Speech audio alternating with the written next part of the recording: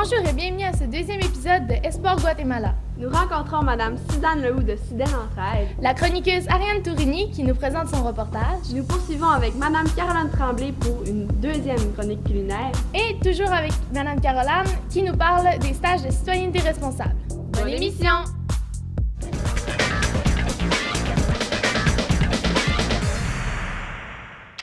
Saviez-vous que Guatemala vient du mot Cuauhtélan, qui peut se traduire par lieu rempli d'arbres? Vous aimeriez faire un don pour la cause? Voici les étapes à suivre. Vous pouvez envoyer un chèque au nom de l'École secondaire des Grandes Marées à l'attention de Sudène Entraide. Vous pouvez être sûr et certain que l'argent va aller directement à l'organisme. De plus, une lettre vous sera envoyée à la maison afin d'assurer un suivi. Donnez généreusement! Nous sommes présentement avec Suzanne Lehoux de Sudène Entraide pour une deuxième entrevue par Skype. Alors, madame, ça va bien? Oui, ça va très bien, les filles. Alors, la semaine dernière, on a parlé des fondateurs de l'organisme. Cette semaine, on va parler des gens qui s'impliquent et du financement. Pouvez-vous nous dire combien y a-t-il de personnes qui s'impliquent? Alors, c'est sûr que pour faire fonctionner un organisme, ça prend des gens vraiment extraordinaires.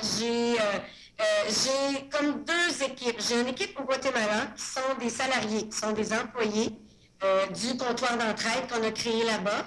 Et ici au Québec, tout le monde est bénévole. Et ça, j'y tiens beaucoup, y compris moi. Je suis bénévole et ça, je trouve que c'est important parce que c'est une façon de donner au suivant. C'est une façon aussi nous, on est chanceux, de partager notre matériel et tout. Alors, principalement, si on parle on parle du Québec, parce que ça commence vraiment ici. Alors, j'ai deux personnes extraordinaires qui, au départ, j'ai toujours mon conjoint Denis et Gervaise qui est toujours là. Et ensuite, j'ai un couple qui se nomme Jean-Claude et Lily Caron. Alors, eux, ce sont eux qui c'est des gens, là, regarde, je pensais jamais de trouver un jour des gens aussi passionnés comme moi pour la cause. Et Jean-Claude s'occupe de la collecte, Lily coordonne. Après ça, ils viennent travailler au local. 2 jours semaine, il se fait de l'emballage. Et après ça, j'ai d'autres bénévoles. J'en ai Yvette, la sœur de Gervaise, qui est là tout le temps. Après ça, je ne les nomme pas les autres parce que je n'ai pas d'en oublier. C'est à peu près, je vous dirais, 10-12 personnes à Québec. Après ça, quand nous, les dons matériels sont tout empaquetés, tout vérifiés et tout, les dons partent par camion, par notre camion, et ça s'en va à Sainte-Marie. Parce qu'on a un local qui nous est prêté par la compagnie Calia, qui sont les ex-propriétaires de Max, c'est la famille de M.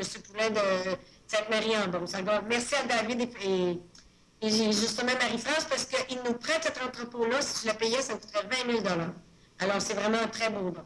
Alors, sur rendu à Sainte-Marie, j'ai une équipe d'hommes, de bénévoles à Sainte-Marie qui, eux, déchargent les camions, placent ça directement dans l'entrepôt. Après ça, quand il y a le temps de charger le conteneur, parce qu'il part de Sainte-Marie aussi, alors là, j'ai des madames aussi qui viennent aussi pour tout préparer. Donc, je vous dirais que j'ai une équipe à peu près entre 20 et 25 bénévoles. C'est petit, mais j'ai des bons bénévoles. Et j'en ai besoin dans la région de Québec. Si jamais, des fois, il y en a de la baie qui ont de la famille à Québec, là, vous leur direz ça. Pour faire vivre un tel organisme, ça prend de l'argent. D'où provient votre financement? Alors, le financement, ça vient des dons monétaires de compagnies et de particuliers, des gens qui veulent nous aider pour la cause. Alors, ça vient de ces gens-là. À quoi sert cet argent? À quoi sert cet argent? C'est pour payer l'envoi des conteneurs. Et ça, c'est sûr qu'il y a une réalité. Chaque conteneur coûte environ 8 000 $, tous les dépenses payées à peu près. Après ça, on a un local, on a un petit local aussi pour le centre de tri qu'on doit payer à Québec. L'essence du camion, ça, c'est sûr qu'on ne peut pas échapper à ça. Et l'autre partie, comme je vous disais, ça, c'est au niveau des études. Alors, c'est vraiment deux petits potes différents. Savez-vous à peu près en tout combien de personnes vous avez aidé? Combien de personnes on a aidé? Je vous dirais que pour les études, en 5 ans, parce qu'on a commencé tout petit, 4 jeunes par année, puis après ça, ça a grandi. J'ai 22 jeunes, je vous dirais, au niveau secondaire, cégep, université. Et en matériel scolaire, depuis 5 ans, on a aidé à 95 enfants comptabilisés là, qu'on a pu aider grâce aux dons reçus du Québec. J'ai oublié une petite chose tantôt quand vous dites pour les dons monétaires, c'est qu'aussi, j'ai des jeunes dans des polyvalentes qui vendent des bracelets ici au Guatemala, et l'argent, ça va tout dans le programme d'études. Ça, c'est vraiment génial. Justement, j'en ai la baie Chicoutimi, j'en ai eu à Dolbeau, j'en ai dans le Beauce. Ça, c'est vraiment bien. Et ensuite, on vend aussi de l'artisanat qui est fait par les gens au Guatemala. Alors, on fait un petit peu de sous, pas beaucoup, mais ça aussi, ça nous aide. Alors, excusez-moi, j'ai pas bien répondu à votre autre question. Fait que là, vous m'avez demandé à quoi sert l'argent. L'argent sert à payer, à faire sol, payer conteneur et tout ça, là, tout ce que je vous ai décrit. Est-ce que vous recevez seulement des dons en argent? Je vous dirais le mieux pour nous aider présentement, c'est vraiment au niveau des sous, parce que je vous disais l'envoi des conteneurs, les études, alors c'est vraiment en argent. Et aussi, si jamais, je sais pas moi, une boutique de chaussures, boutique de vêtements d'enfants a des items à donner, alors ça, regardez, écrivez-moi, appelez-moi et je vous garantis qu'on va chercher sur place. Et on a même la possibilité de donner une lettre comme de cas que vous nous l'avez donné et ça devient votre reçu pour mettre dans vos dépenses de compagnie. Rappelez-nous votre site Internet. Oui, alors c'est le www. En passant, c'est pas un vrai site Internet, c'est un blog, parce que j'avais pas les sous pour créer un site web. Si jamais il y a des gens qui auraient la charité de nous faire un site web et qui nous entendent, je serais bien contente. Mais c'est le blog à www.sudemguatemala.blogspot.com. Et la page Facebook Sudem Entraide. Alors les coordonnées sont tous là-dessus. Donc, merci beaucoup, puis on vous dit à la semaine prochaine. Ça me fait plaisir. Alors, à la semaine prochaine. Bye bye les filles. Bye!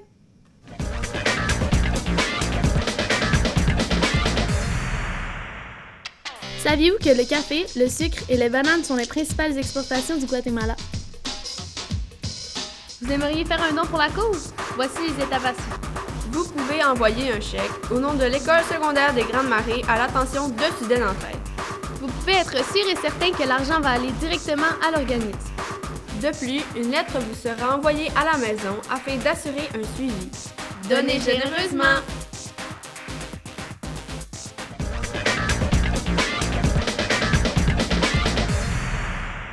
On poursuit avec la chroniqueuse Ariane Tourini. Ça va bien? Oui, vous? Oui! Oui, merci. De quoi tu nous parles aujourd'hui? Je vais parler de la géographie et du tourisme au Guatemala. Parfait, on t'écoute!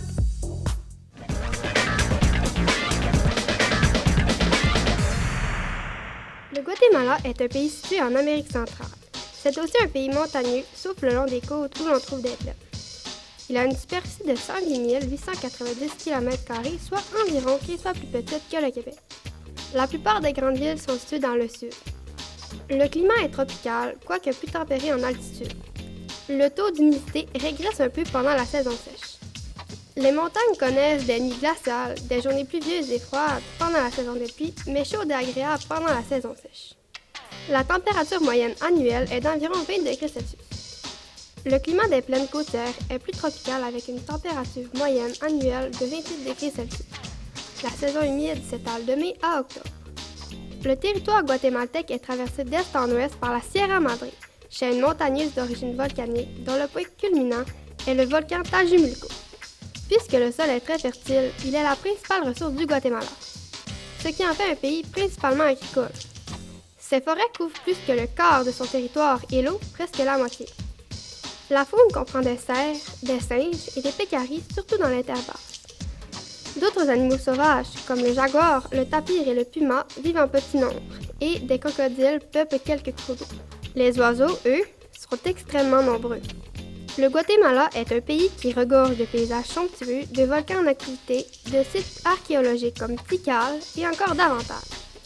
Il était autrefois considéré en tant qu'extension de séjour au Mexique.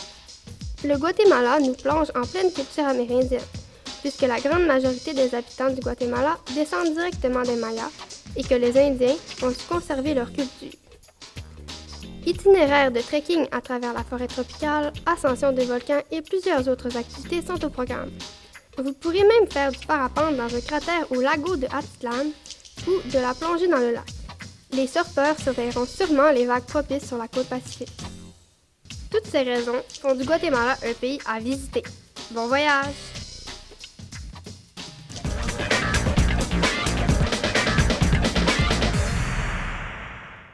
Saviez-vous que les Mayas sont une des plus anciennes civilisations d'Amérique? Vous aimeriez faire un don pour la cause? Voici les étapes à suivre. Vous pouvez envoyer un chèque au nom de l'École secondaire des Grandes Marées à l'attention de Fidèles Entraide. Vous pouvez être sûr et certain que l'argent va aller directement à l'organisme. De plus, une lettre vous sera envoyée à la maison afin d'assurer un suivi. Donnez généreusement! Cette semaine, pour notre chronique culinaire, on est toujours avec Caroline Tremblay. Allô? Bonjour. Qu'est-ce qu'on fait aujourd'hui? Mais aujourd'hui, on va faire des baleadas qu'on connaît ici au Québec comme des burritos matin. Bon, ben, c'est parti, hein? Comment Oui. on fait ça? Ben, on va commencer par se laver les mains, hein, parce que faut être propre.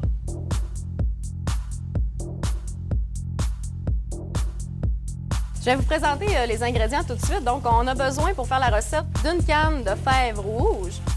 On a besoin d'un oignon rouge complet, de graines de cumin au goût, de l'huile d'olive, des tortillas, des œufs et du fromage, avec aussi de la crème sucre. Donc, j'ai choisi le fromage Boivin. Je sais que ça fait pas très Guatemala, le fromage Boivin, mais c'est parce qu'au Guatemala, ils vont utiliser du fromage frais qui goûte vraiment semblable au fromage Boivin. Donc, j'ai décidé d'utiliser un produit local. Donc, premièrement, je vais demander à Maxime de nous rincer les fèves rouges parce que c'est important. On a de la misère à digérer ça, les fèves rouges. Puis la raison est bien simple, c'est que souvent, on les rince pas assez bien. Donc, ce qui est important, c'est de les rincer jusqu'à ce que l'eau soit complètement claire. Pendant ce temps-là, moi, je vais commencer la cuisson. Donc, j'ouvre le feu à moyen fort. Je mets de l'huile d'olive. Et j'ajoute les graines de cumin tout de suite pour les faire griller. J'en ajoute, quand je dis au goût, c'est vraiment comme vous aimez ça. Moi, étant donné que j'aime ça pas mal, j'en mets 2 grosses pincées.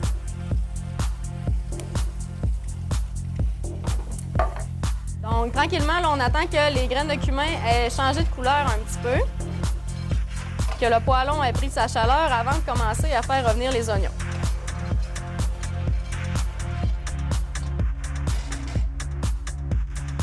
Donc, vous voyez, là, l'eau est claire. Maxime, elle les a bien rincés. Tu peux les laisser là en attendant. On va les utiliser. Maxime va râper la moitié de la brique de fromage qu'on a ici.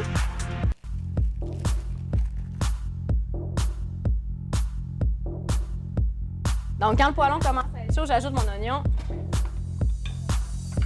L'oignon est coupé très grossièrement parce qu'on va passer le mélange d'haricots et d'oignons dans le malaxeur ensuite. Donc, c'est pas important de bien la couper. Quand les oignons commencent à tomber, Maxime, tu peux ajouter, Maxime ou Marie-Pierre, tu peux ajouter les bines, les fèves à l'intérieur.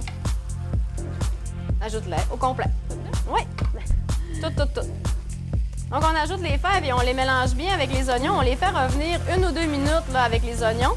Puis ensuite, on va couvrir à environ la moitié d'eau. Puis ça va être prêt à passer au malaxeur une fois que l'eau va être complètement absorbée. Donc, je vais vous montrer.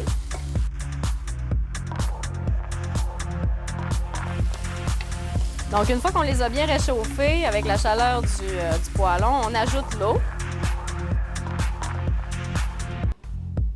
Ça va m'en prendre un petit peu plus, s'il vous plaît. La même chose.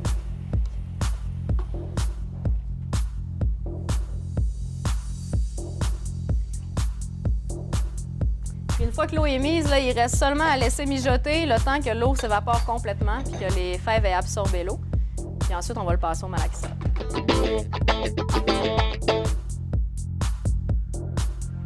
Pendant que la préparation mijote, on va en profiter pour poser des questions à Mme Caroline Tremblay, la coordonnatrice du programme Citoyenneté responsable. Parlez-nous des stages.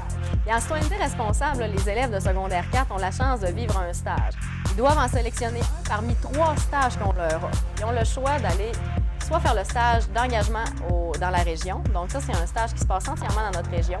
Ils vont monter eux-mêmes. Donc le jeune là, qui décide de faire ce stage-là va aller voir des organismes, va aller sélectionner des entreprises chez lesquelles il veut faire son stage. Il va partir pendant toute la semaine avant la relâche, faire son stage lui-même seul. Sinon, on a le stage aussi de rencontre multiculturelle à Montréal. Ce stage-là, ça dure de 7 à 10 jours. c'est les jeunes qui décident de le vivre, qui décident de quelles activités ils vont faire à Montréal. Mais le but de ce stage-là, c'est de rencontrer, dans le fond, les différentes communautés culturelles qui vivent à Montréal. Puis finalement, le dernier stage, c'est comme notre plus gros stage, bien sûr, c'est le stage d'initiation à la coopération internationale qui se passe en Amérique latine. Donc, on a commencé au Guatemala, ensuite on est allé au Honduras, puis finalement, cette année, les élèves sont allés en Équateur.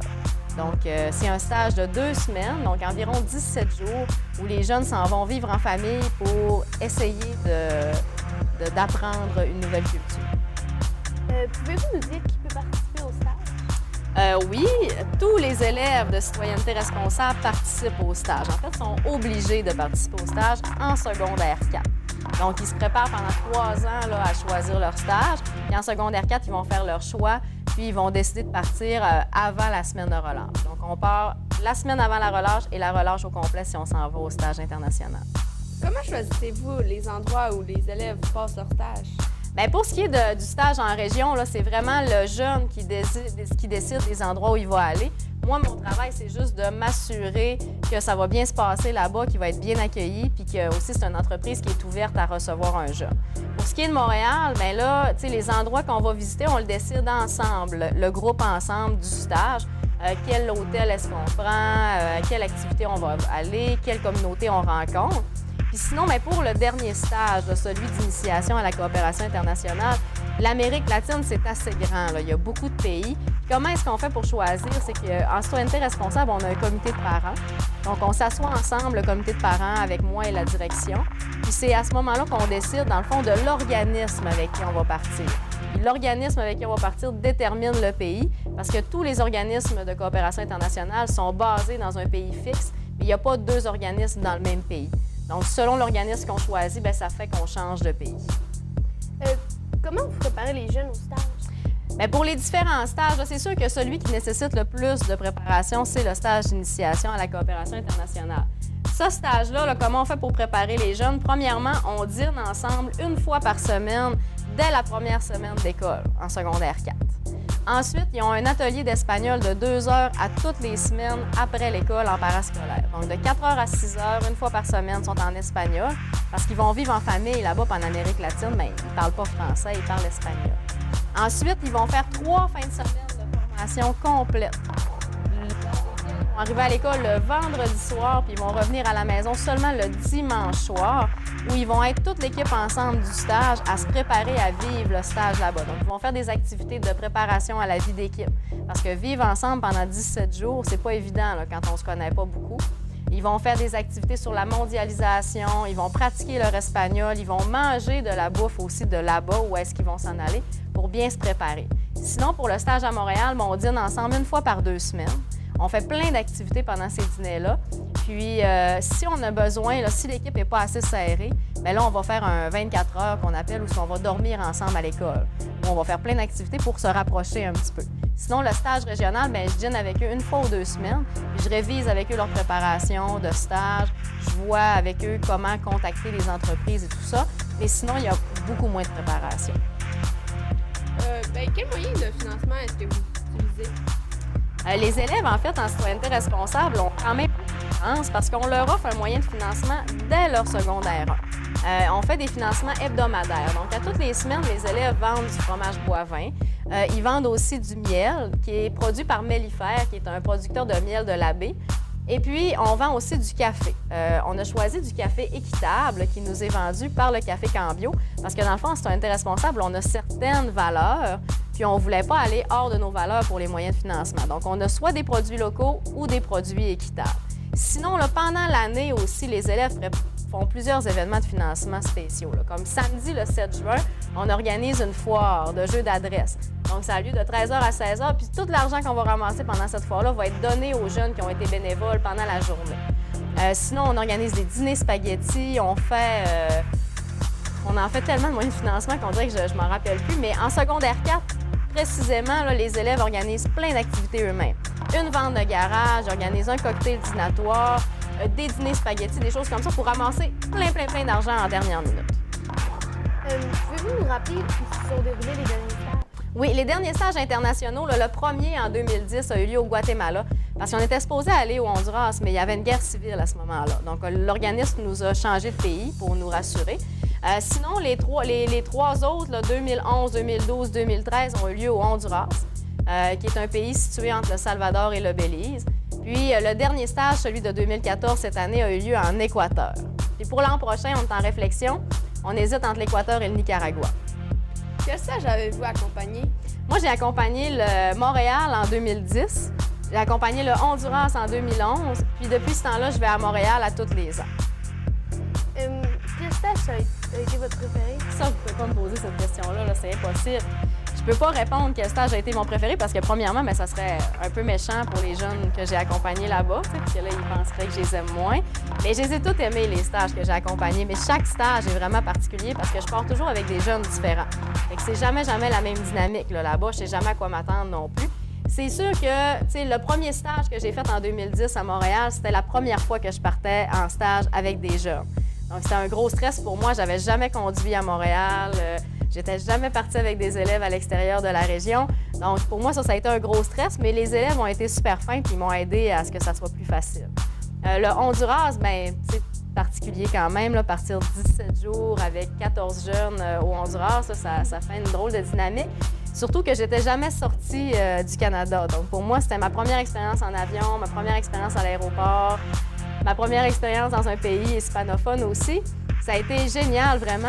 Tu sais, on garde contact avec la famille qui nous a accueillis là-bas, c'est sûr, parce qu'on devient tellement proche d'eux. Puis, tu sais, même après 4 ans, parce que ça va faire 4 ans cette année que je l'ai vécu, tu sais, j'en parle tout le temps de ce stage-là. Mais c'est pas parce que je l'aimais plus que les autres, mais l'expérience est plus frappante, d'aller vivre dans une nouvelle culture, d'aller vivre dans une famille que tu connais pas, de manger, tu sais, des choses comme ça en te réveillant le matin, t'es pas habitué. Donc, c'est sûr que ce stage-là m'a marqué beaucoup, mais les derniers stages que j'ai faits à Montréal aussi ont tous quelque chose de particulier qui me resté en tête. Ça fait qu'à chaque année, je suis prête à partir n'importe où avec des jeunes parce que c'est trop le fun. Bien, merci beaucoup. Bien, merci à vous. Bon, on va continuer la recette. Bien là, ça bouille tranquillement, pas vite. Comme vous voyez, là, l'eau a été pratiquement toute absorbée. Moi, j'aime ça m'en garder un petit peu là, de jus au fond parce que ça fait une purée qui est plus lisse et qui est un peu moins épaisse. Donc, je vais transférer le mélange dans le malaxeur. Donc, on l'a apporté ici proche de nous pour pouvoir nous faciliter la tâche. Là, je devrais faire un peu de dégâts. C'est pas grave. C'est moi qui est maladroite, c'est Non, c'est ça, c'est à mon tour là, de faire du dégât. Donc, Marie-Pierre, tu peux aller... On va aller mettre ça sur le robot. On va bien le clipser. Puis, on va mettre le couvercle. Puis, je vais te laisser le malaxer. Un petit peu comme ça. Jusqu'à temps que tu aies une purée assez lisse. Dans le fond, tu n'aurais pu voir de bine, rien. OK. Puis, pendant ce temps-là, moi, je vais faire cuire des œufs.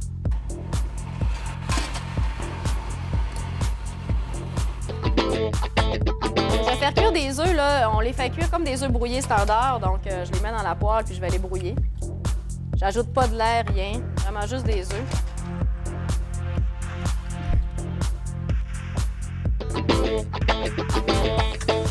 Donc, vous voyez la texture, là, c'est assez liquide. J'aime ça, pas trop épais. Comme ça, on en met un peu moins. Cette purée-là peut être réutilisée pour plein d'autres choses. Là. Vous pouvez l'ajouter dans plein de recettes différentes. C'est une purée de base là, qui a un petit goût, mais qui n'a pas grand goût. Donc, c'est intéressant. C'est plein de protéines, donc ça peut remplacer la viande là, dans toutes vos recettes.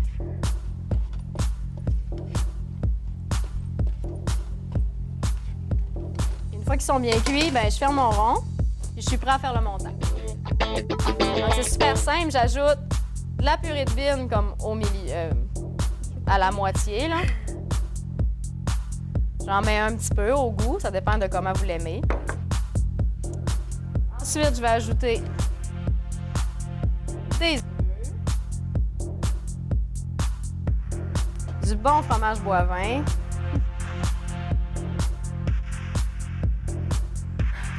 puis je vais terminer avec un petit peu de crème sûre pour relever le tout, un petit peu. Moi, j'aime ça beaucoup. Là. Puis ensuite, bien, je referme le tout, comme ça ici. Puis c'est prêt à manger.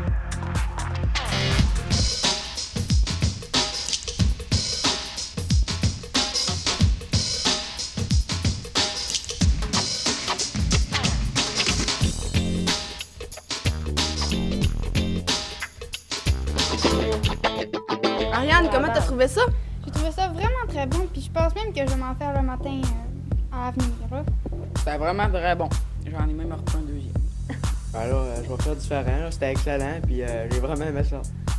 Ben moi, j'ai trouvé ça très bon. Et toi, Marie-Pierre? Ouais, moi aussi, je trouve ça vraiment bon. Je trouve que ça sent bon aussi, surtout dans la cuisine. Là. Bon, ben merci, Madame Caroline. Puis on va se voir la semaine prochaine pour la dernière chronique culinaire.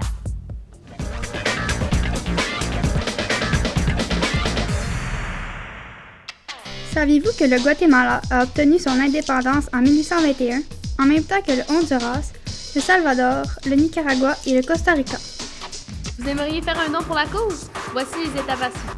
Vous pouvez envoyer un chèque au nom de l'École secondaire des Grandes Marées à l'attention de Sudène en Tête. Vous pouvez être sûr et certain que l'argent va aller directement à l'organisme. De plus, une lettre vous sera envoyée à la maison afin d'assurer un suivi. Donnez généreusement!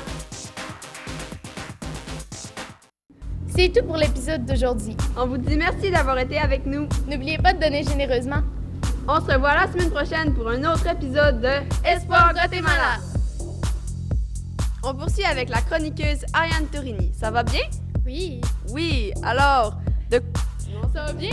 Oui, oui. Je vais vous parler du tourisme Du Guatemala!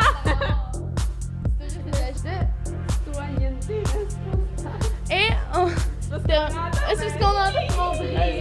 Nous rencontrons Madame Suzanne Lehoux de Sudène en Tête. Hey, c'est... J'en ai vu ce que je dis. Non, c'est Ariane. La chroniqueuse. J'ai oublié c'est Ariane. Pas la chroniqueuse. Voilà qui termine l'épisode de cette semaine. Je trouve ça sonne mal. On vous dit merci d'avoir été avec nous. On vous... je comprends pas. Ouais, c'est ça, j'étais comme... Comment que je dis ça? Merci. On vous dit à la semaine prochaine. Pour un autre épisode de Espoir Guatemala. Ben, je suis allée vers ma générale de danse. N'oubliez pas de donner généreusement. N'oubliez pas de donner généreusement, j'aime bien. Pas la calorie. Ok, c'est pas la calorie. Chronique. Ah oui, c'est vrai. Chronique. Ok, bonne émission. Bonne émission. Bonne émission.